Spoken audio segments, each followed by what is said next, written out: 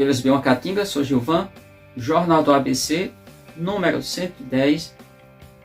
E eu tenho visto muitas coisas, hoje eu vou tratar de um tema aqui importante, que é as questões do que rola nas mídias. Eu fiz um vídeo recentemente, semana passada, chamado Meliponicultura, e eu digo que ninguém sabe, ninguém detém a informação de quando isso começou, isso é fato. Sabe que há muito tempo que o homem lida, que o homem... Ele, lá nos seus primórdios, era muito complexa a vida do homem na Terra, mas depois ele foi abstraindo muito e foi desenvolvendo suas técnicas. Certamente dentre elas está a relação das abelhas, mas algumas coisas que a gente vê que não procedem.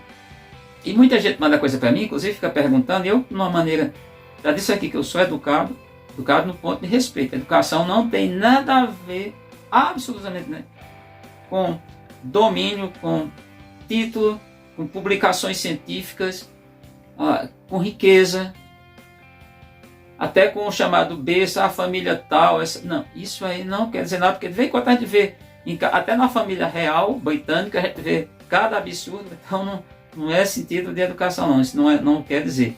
Porém, educação é você respeitar o próximo. Eu vou respeitando.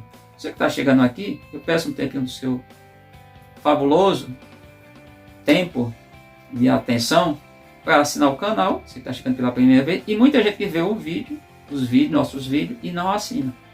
Também compartilhar, deixar o seu like, tocar o sino para receber outros conteúdos. Até porque muita gente diz, eu perdi seu contato. Gente, a não ser que você tenha trocado imagina, seu chip, mas mesmo assim você pode recuperar sua conta, as suas contas nas suas redes digitais, as contas de fato. Bom, então, vem chegando algumas coisas, o pessoal vem perguntando. Que a abelha mais comum no mundo, no planeta, se diz arapuá, mas tem várias abelhas com esse nome, esse é o nome popular. Arapuá do Tupi-Guarani quer dizer globosa, formato arredondado, tá bom? Mas tem muitas abelhas que podem ter essa nomenclatura, receber esse nome popular, mas eu estou falando daqui da Trigona spina, fica o nome aqui para vocês. Fica até uma imagem aqui que eu fiz no post. Essa é a abelha mais comum, isso não é estudo de Gilvan, é estudo de insecta, Departamento de Insecta da Universidade de São Paulo, USP, que se não foge a memória, fica em Ribeirão Preto, onde fica a Exalc, e lá eles chegaram à conclusão que essa abelha, inclusive, uma abelha num raio de 300 km, guarda isso, 300 km, eu gosto desse nome, vamos falar, km, essa abelha solta, ela tem uma genética muito parecida. Por quê? Porque elas estão soltando suas colônias, seus enxames, até uma distância, e vão fazendo esse povoamento.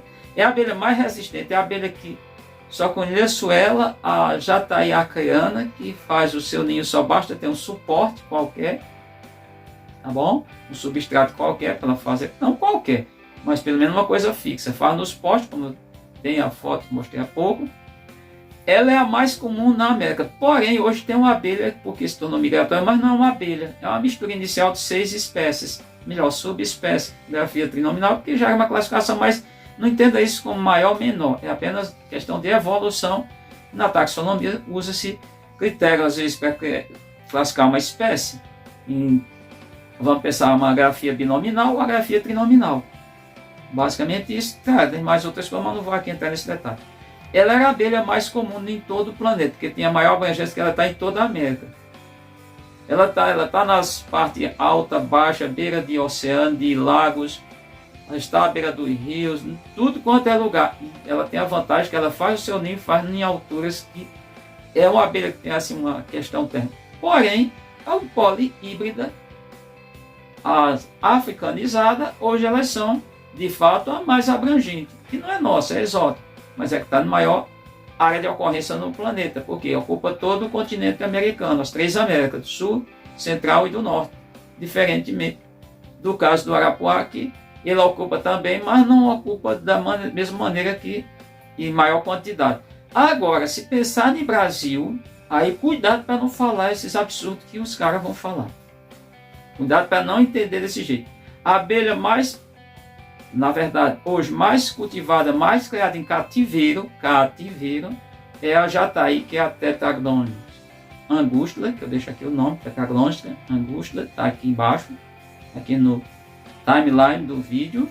Essa é a abelha mais comum, não só as mandaçaia, apesar de ter 4 abelhas propriamente ditas mandaçaia, tem outras até que chamam mandaçaia, que não são mandaçaia, como a pantaneira, como a do chão, que não são só nomenclaturas populares, também não tem nada, absolutamente nada de errado, entenda isso. Eu não estou criticando quem o chama, pode chamar à vontade. Tem o seu nome científico. Por isso aqui, normalmente, quando eu falo de um nome popular, eu costumo, de qualquer organismo biológico, qualquer espécie biológica, deixar o seu nome, procurar seu nome científico para deixar ali. Pelo menos o seu epíteto genérico, porque o específico nem sempre sabemos. E o subespecífico, muito mesmo, porque as espécies têm grafia trinominal. Tá bom? Então, falar isso mas também não vai no viés daquele idiota de plantão, idiota útil, que disse que em todo o Nordeste, eu sou nordestino, quando na verdade não tem, eu digo pontudo, naturalmente, até por causa do alfabeto, só tem nos estados, em parte desses estados, na ordem Alagoas, Bahia, tá na ordem, Paraíba, Pernambuco e Rio Grande do Norte. Outros estados do Nordeste, isso é em parte. Não tem a urso nordestina, chamada também urso verdadeiro, que é a Melitnis scutellaris, tá bom? A jataí, ela tem em locais próximos onde tem essa espécie. Ela não tem também, não é a mesma coisa que ela ocupa todo o território nacional. Inclusive, tem dentro do gênero Tetraglonstra, tem a acreana e tem outras jataís. Cuidado para não fazer essa confusão. É a abelha também que não produz tanto mel assim que o pessoal pensa. A média dela é em torno aí, muito bem cultivada, 1 litro de mel por ano. Não é mais do que isso. Essa é a produção da abelha. A abelha tem todo...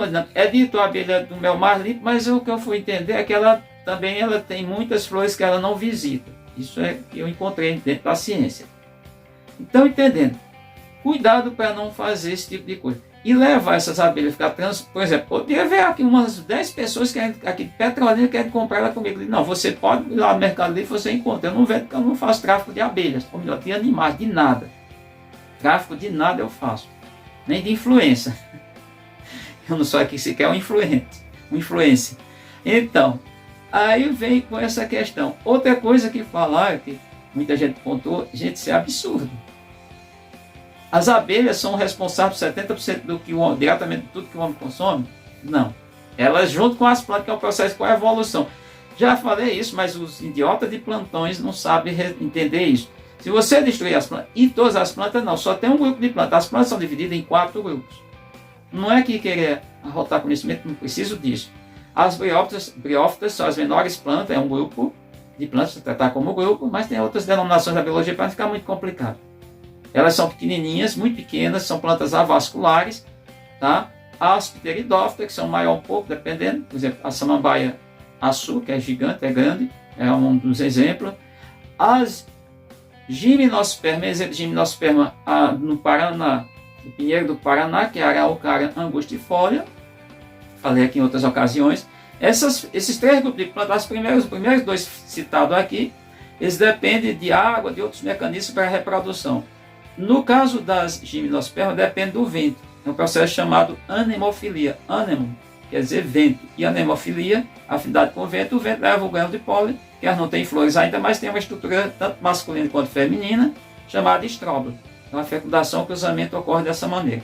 E as angiospermas, não são todas as angiospermas que produzem flores. E tem muitas angiospermas que produzem flores também, mas não depende de polinizador. É o caso da cana-de-açúcar, é o caso da bananeira, e tem outras plantas que eu não vou citar aqui para não se estender muito, falando de nomes bem do conhecimento, do domínio popular há bastante tempo.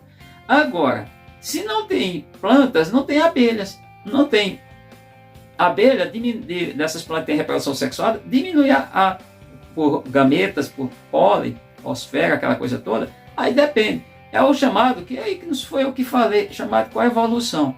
Para essas plantas existirem, ela depende de polinizadores. Os mais eficientes são as abelhas. Para as abelhas existirem, também depende dessas plantas. Tá? Tem muitos insetos, tem outro nível outro nível trófico que se alimenta de outras coisas, não depende das plantas, mas uma gama de organismos vivos, principalmente insetos, mas tem outros animais até vertebrados. Exemplo, pequenos anfíbios, muito pouco, alguns répteis, roedores, são mamíferos, e aves. Também mamíferos tem o caso do morcego, que é o caso das cactáceas, que abre as flores à noite. E só os animais de hábito noturno são os polinizadores dessas plantas, cactácea, que na caatinga é muito comum. Então, esses animais dependem sim das plantas, mas às vezes tem uma alimentação, eu diria que uma dieta, chamada dieta balanceada ou diversificada, diferente das abelhas, que se alimenta diretamente daquilo que está nas flores, que é néctar, são os açúcares, são carboidratos, pólen, que em torno de 60% do pólen, dependendo da flor, ainda é carboidrato. Aí tem outros materiais, proteínas, sais minerais, vitaminas, ainda vai ter um conteúdo de água no pólen, no grão de pólen. Então entenda, os dois se conectam perfeitamente a uma... E não é porque um é bom e o outro não, é porque foi uma necessidade, isso é qual a evolução, não dá para separar. Essa relação ecológica é ensinada no 6º ano do ensino fundamental, e meus alunos saem fera nisso, que aí tem gente que já tiver todos os títulos que é possível o ser humano conseguir e não sabe, isso é chamado mutualismo. A relação ecológica mutualística ela só ocorre em duas espécies diferentes. E para isso, uma depende da outra. Separar, mata. Se você destruir as plantas, acaba com as abelhas. Se fizer o inverso, também acaba com as plantas. As plantas que eu estou falando, as angiospermas. Só que tem flores, e não é todas as angiospermas. Então deixa de grosseria, porque vocês ficam mandando isso para mim. Eu sou educado, não sou culto, não sou intelectual, de maneira alguma. Não sou letrado, não tenho grandes títulos, como tem muita gente aí. E aí eu fico de saia justa na sabedoria popular, eu fico numa situação difícil, porque aí diz, doutor falando de tal, independente de ser doutor ou não, cuidado que ele está tentando arrotar conhecimento e sabe muito pouco, tá bom? Então nós dependemos, pelo menos de tudo que nós consumimos, dependendo diretamente das abelhas e das plantas, e vice-versa. Você depende de um, depende dos dois. Separa os dois, você extingue esses bichos. Ou melhor, esses seres vivos, que plantas não são tratadas de bichos, são outro departamento. Mas você tem que pensar nisso. Então é isso, eu queria alertar vocês nessa edição 110 para deixar de ficar vendo esse pessoal. Porque esse pessoal só fala besteira, e é muita besteira, e vai para os programas de auditório e descarrega uma sequência de besteira assim, uma atrás da outra. Isso não procede. Nós dependemos dos dois, 70% do que nós consumimos depende das plantas e das abelhas. Mas nós consumimos também lá aquela amêndoa lá da araucária, da pinha do Paraná, tá? Araucária angustifolia, é muito saborosa, eu já comi. Então nós dependemos da matéria, mas por pensar o que nós se alimentamos e que os seres, não é só o ser humano, nós temos que colocar, nós somos muito egocentristas. Nosso egocentrismo às vezes é um negócio absurdo. Ou seja, achar que nós somos o centro de tudo. Nós não somos essa espécie tão importante. Só para dar uma... Já foi feito genoma de várias espécies de bactérias e o nosso também. Tem lá só a questão de intro e exo no DNA, no genoma, vamos pensar, né? Só o DNA no genoma das espécies. Nosso genoma não é tão grande, não, é daí tamanho mais ou menos de um Staphylococcus, tá bom? De um, sei lá, de uma Neisseria, gonorreia e tantas outras espécies de Clostridium tetani. Eles, o genoma deles, quando pensa vai estudar DNA, é diferente, é mais simplificado. Mas em quantidade de número de genes, o nosso não é tão grande assim, não fica assim se achando esse bambaba não, que não é desse jeito não. Então eu espero que você tenha entendido e trazer essa reflexão aqui no quadro, que o quadro tem por objetivo isso, dizendo para vocês que estão falando muita besteira e vão para o programa de auditório. Se você não tem segurança, quando eu não tenho segurança, eu sou sincero a dizer, eu não sei qual é o medo, qual é a preocupação de você dizer que não sabe de uma coisa, agora você sair espalhando algo que não existe, aí meu velho. Então nesse vídeo eu trouxe isso. Obrigado pela atenção, até o nosso próximo encontro.